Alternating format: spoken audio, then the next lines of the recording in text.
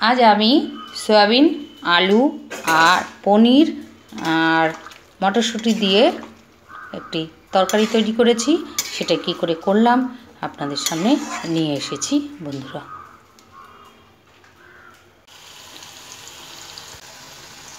আচ্ছা, সোয়াবিনের তরকারি করব, শনিবার নিরামিষ।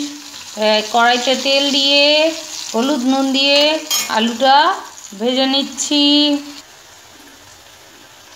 পনির টুকরো করে কেটে নিয়েছি। সোয়াবিন জল দিয়ে ভিজিয়ে রেখেছি। দুটো টমেটো কুচি করে নিয়েছি, মটরশুঁটি আর এখানে কাঁচা লঙ্কা আদা বেটে নিয়েছি। আলুটা ভাজা হয়ে গেছে, এবার তুলে নেব। এবার পনিরগুলো ভেজে নিচ্ছি।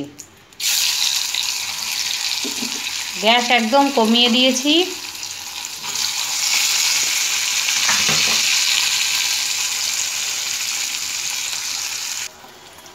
পনিরের টুকরোগুলো ভাজা হয়ে গেছে, এবার তুলে নেব। একটা পাত্রে জল নিয়ে নিয়েছি আর পনিরের টুকরোগুলো তুলে জলের মধ্যে ভিজিয়ে রাখছি, তাহলে পনিরের টুকরোগুলো নরম থাকবে। সয়াবিনগুলো জল থেকে এভাবে চিপে তুলে নিয়েছি। এবার সয়াবিনগুলো ভেজে নেব।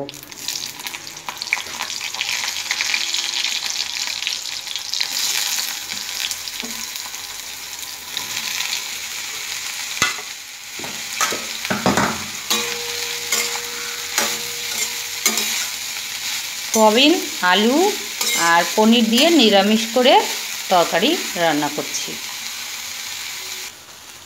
সয়াবিনগুলো আমার ভাজা হয়ে গেছে, তুলে নেব।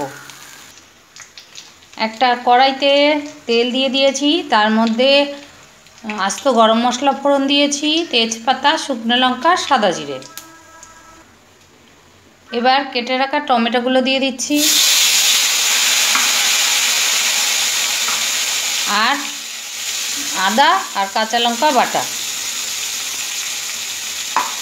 দিয়ে মশলাটাকে ভালো করে কষিয়ে নেব।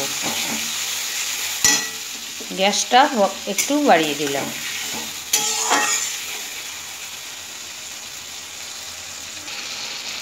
মশলাটা দেখুন আমার কষানো হয়ে গেছে, একটু জল ছেড়েছে আর তেলটা ছেড়েছে, আলাদা হয়ে গেছে। আর একটু সামান্য আমি জল দিয়ে দিলাম আর দিয়ে দেবো ধনে গুঁড়ো, জিরে গুঁড়ো, কাশ্মীরি লঙ্কা গুঁড়ো আর আমার ঘরে ছিল বিরিয়ানি মশলা, সেটা দিয়ে দিচ্ছি। দিয়ে আর একটু সুন্দর করে নাড়িয়ে নেব।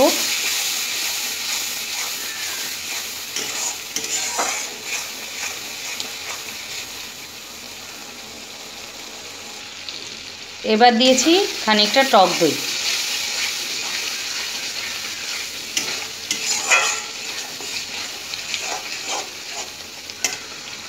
মশলা ভালোভাবে কষানো হয়ে গেছে, দেখুন তেল ছেড়ে গেছে। এবার আমি আলুগুলো দিয়ে দেব। আলু দিয়ে একটু কষিয়ে নিচ্ছি। এবার দিয়ে দেবো মটরশুঁটি। আলু আর মটরশুঁটিটা একটু কষিয়ে নিচ্ছি।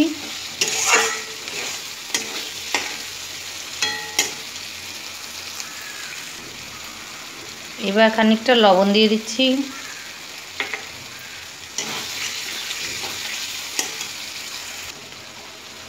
এবারে সয়াবিনগুলো দিয়ে দিচ্ছি, দিয়ে একসাথে মশলার সঙ্গে ভালো করে কষিয়ে নেব। এর মধ্যে পেঁপে দিলেও ভালো লাগবে, পেঁপেটা নেই তাই দিলাম না।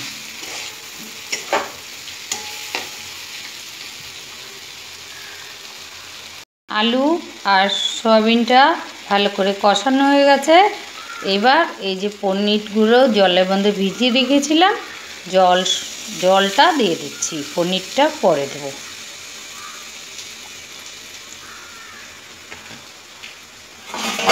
আর একটু ঝোল ঝোল লাগবে,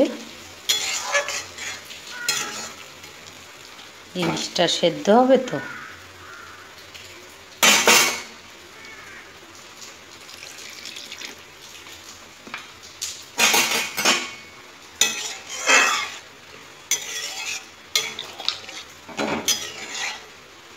এবার আমি ঢাকা দিয়ে দেব।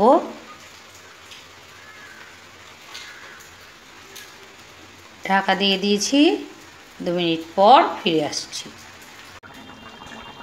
হয়ে গেল আমার নিউট্রিলা মানে সয়াবিন পনির আলুর তরকারি। একটু ঝোলঝোল রাখলাম, কারণ ঠান্ডা হলে সয়াবিনে সব ঝোল টেনে নেবে, তার জন্য গ্যাস অফ করে দিয়েছি। এবার দিয়ে দিলাম একটু ঘি। ব্যাস, কেমন হলো জানাতে ভুলবেন না কিন্তু বন্ধুরা। এতক্ষণ যারা ধৈর্য সহকারে আমার এই রেসিপিটি দেখলেন, তাদের জন্য রইল অসংখ্য অসংখ্য ভালোবাসা, শুভকামনা। আর সকলের কাছে অনুরোধ করছি, ভিডিওটি দেখা শুরু করার আগে একটি লাইক দিয়ে ভিডিওটি দেখতে শুরু করবেন। আপনাদের একটি লাইক আমাকে সামনের দিকে এগিয়ে যেতে সাহায্য করবে। তাহলে আজকের মতো আসি, টাটা, ভালো থাকবেন।